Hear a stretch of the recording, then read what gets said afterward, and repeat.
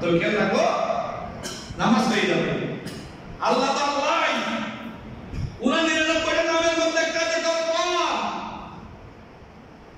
আল্লাহ বড় দয়ালু ক্ষমাশীল, একটা হচ্ছে রহিম বড় দয়ালু। আল্লাহ থেকে বড় দয়ালু জমিন আর কেউ। আবার আল্লাহ নিজে বলেছেন ওয়া কানা বিল মুমিনিনা রাউফুর রহিম। আল্লাহ বলতেন রাসূল আমি তো রহিম ঠিক আছে, কিন্তু জমিনের মধ্যে আমার বান্দার জন্য আপনার উম্মতের জন্য সবচাইতে বড় দয়ালু হচ্ছেন আপনি রাসূল। সুবহানাল্লাহ।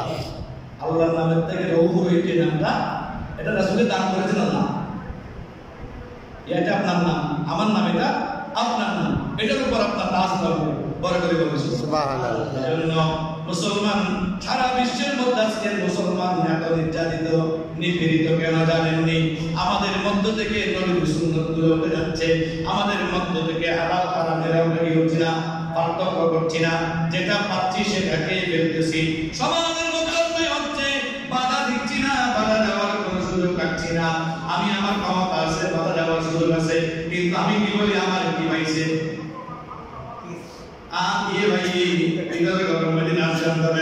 এই কথা বলে আমি কি করে চুপ থেকে যাই? কিন্তু দেখেন আমি একবার যদি বলি এই সমাজের মধ্যে নাচ গান করা যাবে না, এই সমাজের মধ্যে অন্যায় অপরাধ করা যাবে না, আমি অন্যায় অপরাধ করলে তোমাদের বিরুদ্ধে কঠিন একটা ব্যবস্থা গ্রহণ করব, এই জবান থেকে যখন এই কথাটা বলবে ওই সমাজের মধ্যে অন্যায় অপরাধ কমে যাবে। সুবহানাল্লাহ। ক্ষমতা থাকার পরেও কি বলে না? এজন্য আল্লাহ হাবিব বলেন যে সমস্ত মানুষের ক্ষমতা আছে, অন্যায় বাধা দেওয়ার সুযোগ আছে, ওই সমস্ত মানুষ যখন অন্যায় বাধা দিবে না, এই জমিনের মধ্যে আল্লাহর গজব নেমে আসে। ওই সমাজে নেমে আসে। ওই লোকটা যদি আল্লাহর ওলি হয়, ওই লোকটা যদি নেককার বান্দা হয়, ওই আযাব গজব থেকে সে রক্ষা পাবে না, আযাব থেকে সে রক্ষা পাবে না।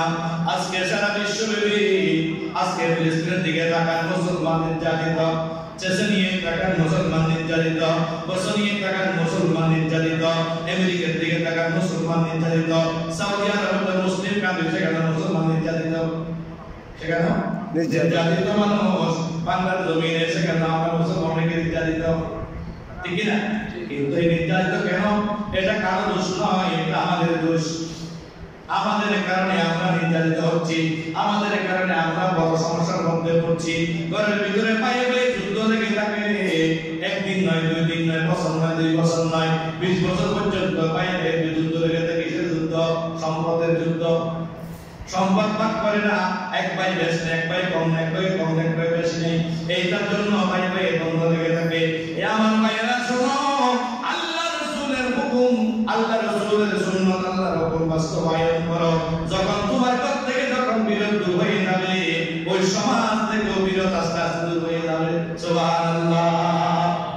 এমন ফ্যামিলি আছে ভাই ভাই ভাই ভাইকে দেখে না, এই তুমি কি খবর শুনো, এদের মত আর নাই। দেখেন মায়ের পেটের ভাই একই রক্তের সম্পর্ক, একই রক্ত থেকে দুজন গঠিত হয়েছে, এক ভাই আরেক ভাইয়ের চেহারার দিকে তাকাই না, হিংসা বিদ্বেষ করে পূর্ণ। আল্লাহ নবী বলছেন হিংসা বিদ্বেষ করো না, মান ইউরামুর রিফকা ইউরামুল খায়র।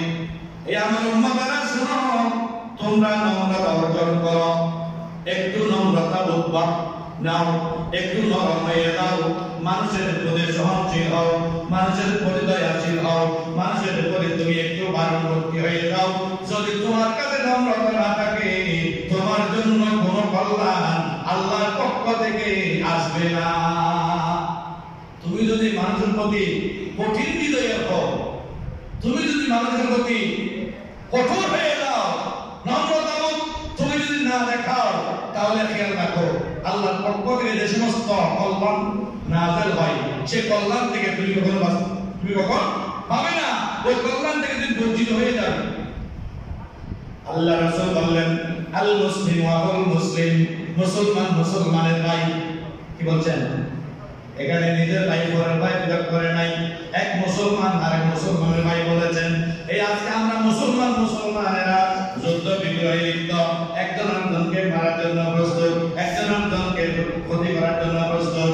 আমাদের নবীর এই সুন্নতি এই হাদিস শরীফের উপর যদি আমরা একটু আমল করি, আরেকজনের প্রতি যে বিদ্বেষ আমার ভিতর রয়েছে সেই বিদ্বেষটা যদি কবর দিয়ে দেই, তার প্রতি একটু সুন্দর আচরণ করি, একটু সালাম দিয়ে কোলাকুলি করি, ভাইরে যত কিছু হয়েছে ভুলে যাও, আমরা এই সমাজের মধ্যে দুজন মিলে যাই।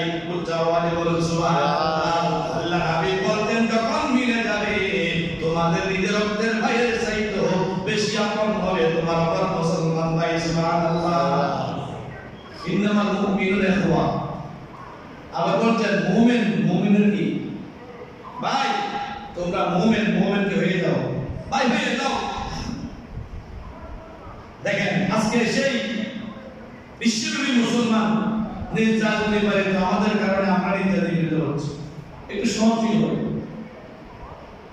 পকেট ভর্তি টাকা আছে আমার কাছে আসলে বাবা কিছু দাও, সারাদিন কিছু খাই নাই, আল্লাহর রাস্তায় কিছু দাও, যখন বলছে দিয়ে দিবেন, নাও যাও কিছু খেয়ে নাও।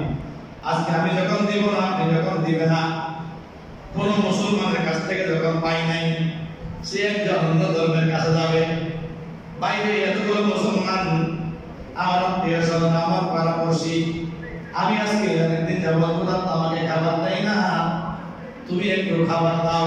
যখন ওই ব্যক্তিটা যখন ওনার কাছ থেকে খাবার পেয়ে যাবে, টাকা পেয়ে যাবে, দৌলত পেয়ে যাবে, ধন পেয়ে যাবে, খাবার পেয়ে যাবে, পোশাক পেয়ে যাবে, আপনার প্রতি বিদ্বেষ আসবে, ওনার প্রতি মায়া চলে আসবে।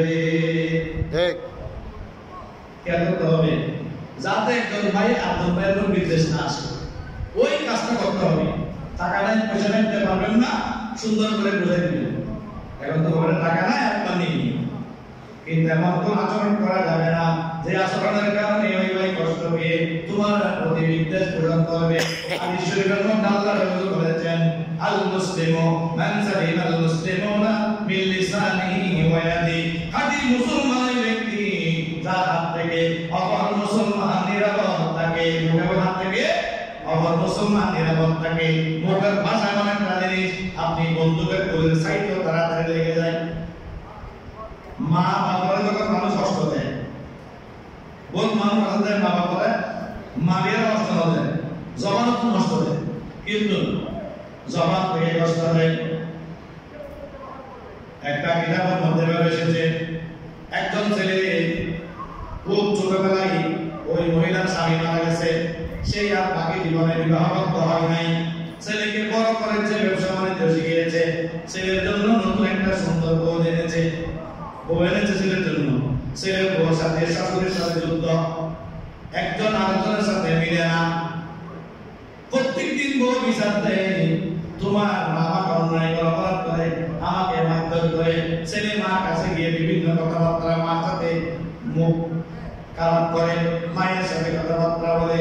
মা আল্লাহ দরবারে বিচার দেয়, মাওলা কোন ছেলেকে জন্ম দিলা তুমি, কোন ছেলেকে আমার গর্ভে পাঠাইলা, এত কষ্ট করে ছেলের জন্য সারা জীবন অতিবাহিত করলাম, ছেলে তো বউর কথা শুনে আমার কথা বিশ্বাস করে না। একদিন রাত করে ছেলে উপস্থিত, বউ বাপের বাড়ি চলে যায়। ওখান থেকে ছেলে যখন বউকে আনতে যায়, বলে তোমার মার সাথে আমি থাকবো না, তোমার মা আমাকে অত্যাচার করে, অপরাধ করে, আমার সাথে গালাগালি করে আমি থাকবো না। তো ছেলে বলে, দেখো তুমি আমার আপন, মাই তো আমার আপন, কি করবো বলো? বল তোমার মাকে তুমি মেরে ফেলো, মাকে মেরে ফেলো, তাহলে সব সমস্যা কি হয়ে যাবে, সমাধান হয়ে যাবে। ছেলে বলে কিভাবে মাকে মারবো? বলে তুমি তো আখের ব্যবসা করো, কুষ্ঠের ব্যবসা করো, তো আখের দিন মতো তোমার মাকে নিয়ে যাবা কালকে, তোমার মাকে বলবে যে তুমি যদি আখগুলো একটু সুন্দর করে বেঁধে দাও, বা তুমি একটু ধরে দিলে, বেঁধে দিলে তাড়াতাড়ি বাজারে বিক্রি হয়ে যাবে।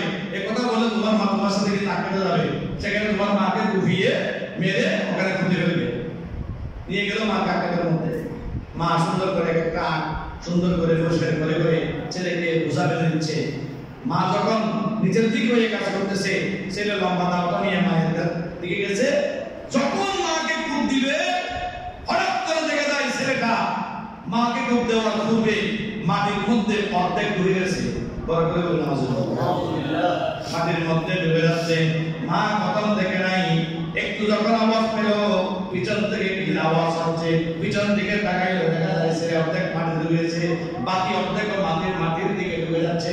আল্লাহর দরবারে চিৎকার করলেন, মাওলা আমার ছেলে তো আমার আশা অপরাধ করেছে, ঠিক আছে, আমি তো ছেলের উপর নারাজ হই নাই, ছেলেকে অভিশাপ দিই না। আল্লাহ তুমি কেন আমার ছেলেকে এত বড় কষ্ট দিচ্ছ? আল্লাহ আমার ছেলেকে বাঁচিয়ে দাও।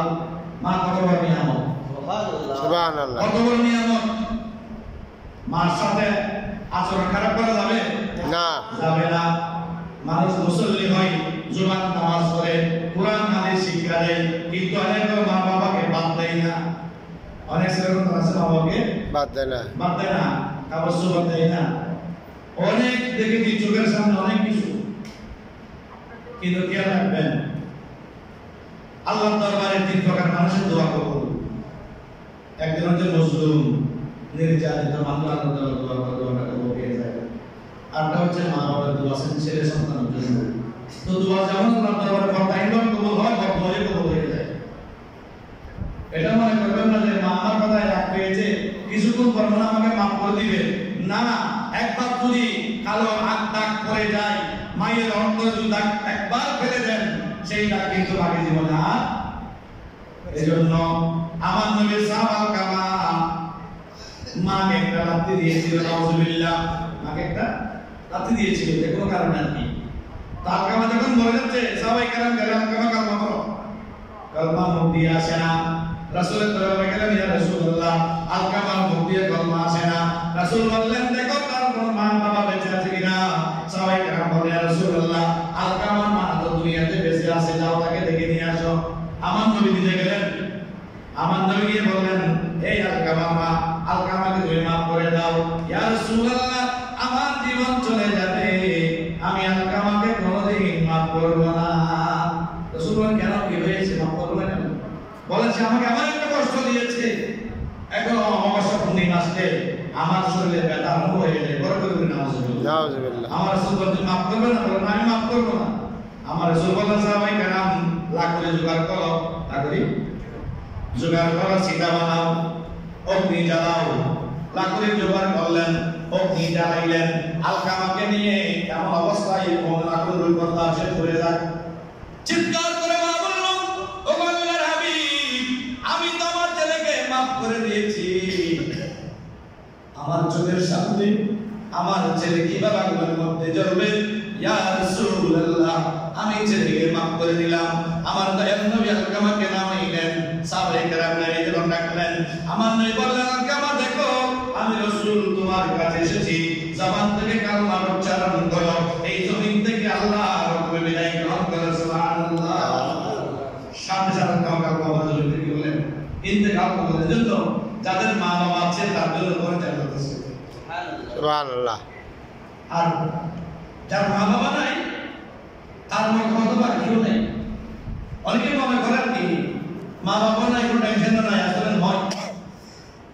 মা বাবা আছে, আমি পরশু দিন আমার ঘরের মধ্যে আমার মেয়েদেরকে বলতেছি, দেখো আমরা তোমাদের মা বাবা, এখন বুঝবা না মা বাবার কষ্টটা, দুঃখটা এখন বুঝবে না।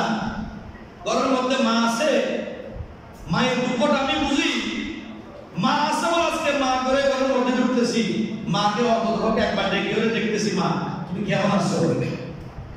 যখন জমিন থেকে যখন মা বাবা চলে যায়, নেককার সন্তান যখন কবরস্থানে বাবার কবরে মায়ের কবরে দাঁড়ায়, তখন নেককার সন্তানের চোখের পানি রেখে যায় না, ঝরঝর করে ধরে। কারণ এই দুনিয়ায় আপনি যত আপন করেন, যত ভালোবাসার মানুষ থাকুক না কেন, ছেলে হোক, মেয়ে হোক, স্ত্রী হোক, পরিবার পরিজন, মা সাইতে বাবার সাইতে আপনি আর কাউকে আবাদ করবেন। এই জন্য আমার আল্লাহ বলেছেন, ওয়াবিল ওয়ালিদাইনি ইহসানা, মা বাবার প্রতি তুমি সদাচরণ করো, তাজিম করো, ইজ্জত করো। ইয়া রাসূলুল্লাহ, মা বাবার তাজিম কিভাবে করব? আল্লাহ নিজেই কোরআনের মধ্যে বলেছেন, কারণ এমন মৃত্যু হয়েছে তোমার কাছে যাবে, তুমি মাকে পেয়েছো বা বাবাকে পেয়েছো, অথবা দুইজনকে একসাথে পেলে তুমি তাদের সাথে এমন কোনো আচরণ করিও না, তোমার আচরণ শুনে তারা যেন উফ শব্দ উচ্চারণ না করে। যদি তারা তোমার আচরণে অসন্তুষ্ট হয়ে যদি বলে উফ এই শব্দটা, একবার যদি মায়ের জবান থেকে বাবার জবান থেকে বের হচ্ছে, আমি আল্লাহ তাদের জীবন আর কোনদিন ক্ষমা করব না। এবং আল্লাহ বলেছেন তাদের জন্য দোয়া করো, ওয়া কুল্লাহুমা কওলান কারীমা, হে আমার বান্দারা মা বাবার সাথে উত্তম আচরণ করো, সম্মানের সহিত তাদের সাথে কথা বলো, সম্মানের কথা বলো তাদের সাথে। দুষ্করে যে মা বাবা দুষ্করে যে ঠিক আছে, কিন্তু এমন কোনো ভাষা তাদের ক্ষেত্রে ব্যবহার করা যাবে না যে ভাষা ব্যবহার করার কারণে বাবার মনে কাজ বেঁধে ছোট ছিল বাচ্চাটা, কত কষ্ট করে তাকে নিয়ে রাতে ঘুম লাগে নাই, হাসপাতালে মেডিকেলে ঘরে বাইরে ছেলেকে নিয়ে কত কষ্ট করলো, আজকে সেই ছেলে আমাকে কষ্ট দিয়ে দিল, এই কথা যেন মা বাবার কষ্ট মনের মধ্যে না আসে। এরপরে বলছেন রব্বির হামহুমা কামা রাব্বায়ানি সগীরা, তোমরা তাদের জন্য এভাবে দোয়া করো, আল্লাহ আমার মা বাবাকে তুমি এমন রহম করো, এমন দয়া করো, ছোটবেলায় তাদের ভিতরে যেন তুমি দয়ার ভান্ডার ঢুকিয়ে দিয়েছিলে আমার জন্য, বড় করে বলছো সুবহানাল্লাহ। এই আল্লাহ রাসূল আল্লাহর হুকুম, আল্লাহ রাসূলের সুন্নাত আমরা যদি বাস্তবায়ন করি, একজন আরেকজনের প্রতি সহনশীল হয়, আজকে বিশ্বের মুসলমান কষ্ট পাবে না, সমাজের মধ্যে কোনো অনাহারি মানে থাকবে না, সমাজের মধ্যে অভাবে থাকবে না। একটু চেষ্টা করেন সমাজকে পরিবর্তন করার জন্য, দেশকে পরিবর্তন করার জন্য, আপনার এলাকাকে পরিবর্তন করার জন্য। কি দিয়ে পরিবর্তন করবেন? নাচ গান দিয়ে নয়, আপনাকে পরিবর্তন করতে হবে আল্লাহ রাসূলের সুন্নাত এবং আল্লাহর কোরআন দিয়ে। সুবহানাল্লাহ। যখন রাসূলের সুন্নাত আল্লাহর কোরআন দিয়ে যখন আপনি সমাজের মধ্যে প্রভাব করবেন, প্রভাব ফেলবেন, দেখবেন সমাজের মানুষ আস্তে আস্তে আস্তে আস্তে তাদের ভিতরে এমন কি আসতেছে, পরিবর্তন আসতেছে। সুবহানাল্লাহ। সালাতুল ইয়া রাসূলুল্লাহ আলাইহি ওয়া সাল্লাম।